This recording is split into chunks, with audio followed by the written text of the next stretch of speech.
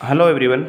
आज की वीडियो में हम ईटीटी 6635 की कुछ लेटेस्ट न्यूज़ जो बार बार विद्यार्थियों के दोस्तों के कमेंट आ रहे थे उनके बारे में जानते हैं। क्या क्या कमेंट थे, क्या क्या विषय थे, आज के वीडियो में जानते हैं। क्या सुप्रीम कोर्ट का डिसीजन पर ईटीटी 6635 का प्रभाव पड़ सकता है? सुप्रीम कोर्ट का डिसीजन का फैसला कब आने वाला है?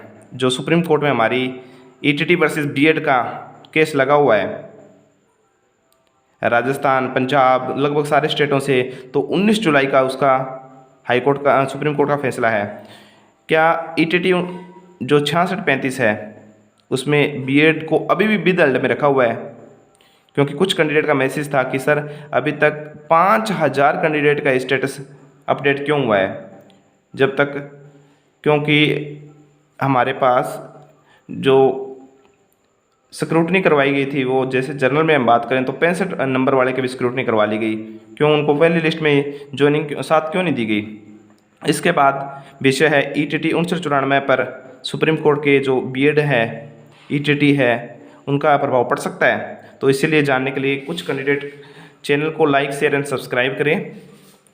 तो डिटेल से हम जानते हैं। पहला विषय हमारा सुप्रीम कोर्ट का डिसीजन का इफेक्ट पड़ेगा ईटीटी 6635 पर। कुछ कैंडिडेट के जो कमेंट थे, मैसेज आ रहे थे कि सर अभी तक 5000 कैंडिडेट का स्टेटस अपडेट क्यों हुआ है? क्या ईटीटी 6635 में अभी भी बीएड का कुछ रोल है? क्या पंजाब एंड हरियाणा हाईकोर्ट में जो स्टे वेकेंट हुई थी तो उसमें ईटीटी में बीएड को विद हेल्ड पे किया गया है? डिपार्टमेंट अभी तक क्लियर क्यों नहीं कर पा रहा है कि कितने कैंडिडेट सेलेक्ट हुए हैं, कौन सी कैटेगरी से हुए हैं? क्या ईटीटी 6635 में बीएड है विद हेल्ड में? इसीलिए डिपार्टमेंट इसीलिए लिस्टें जन तक नहीं कर पा रहा है कि ईटीटी में बीएड को विद हेल्ड रखा गया है। तो सुप्रीम कोर्ट में हम बात करें तो ईटीटी वर्सेस बीएड का जो हियरिंग है अगली, वो है 19 जुलाई को। 19 जुलाई को सुनने में आ रहा है कि इसका जुलाई तक इस केस का निपटारा हो जाएगा, क्योंकि ये हमारा देश के बच्चों के भविष्य से रिलेटेड है। तो ये बहुत ही इम्पोर्टेंट केस है। ईटीटी वर्सेस बीएड का फैसला जुलाई में आने का आ सकता है।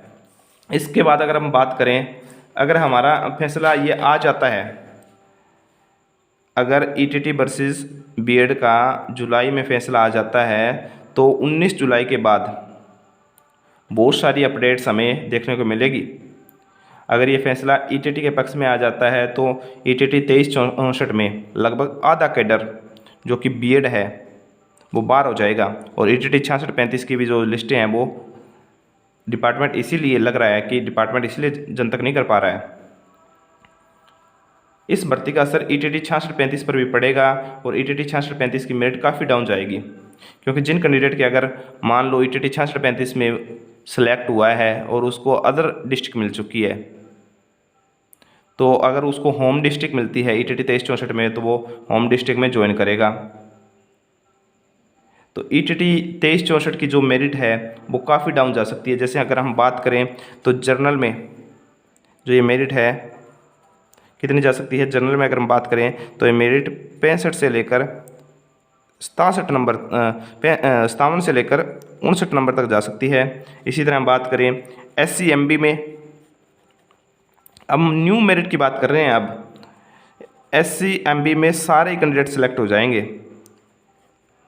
किसकी बात करें? ईटीटी 2364। अगर ये फैसला ईटीटी के पक्ष में आता है तो SCRO में हम बात करें तो ये मेरिट है 42 से लेकर 45 तक जा सकती है। BC में अगर बात करें 52 से लेकर 54 तक जा सकती है।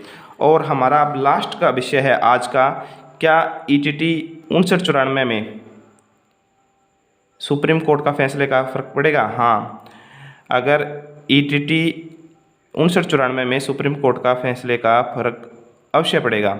अगर ये ईटीटी के पक्ष में आ जाता है तो हमने पहले भी वीडियो में बताया है कि ईटीटी 6635, ईटीटी 2364 और ईटीटी 5994 में अगर भर्ती सिर्फ नरोल ईटीटी होती है तो पंजाब का लगभग कैडेट तो उसमें सेलेक्ट हो जाएगा। तो हमें यही दुआ करनी चाहिए या राजस्थान वाले कैंडिडेट का सहयोग करना चाहिए बहन भाइयों का कि ये जो फैसला है वो ईटीटी के पक्ष में आए। एनसीटी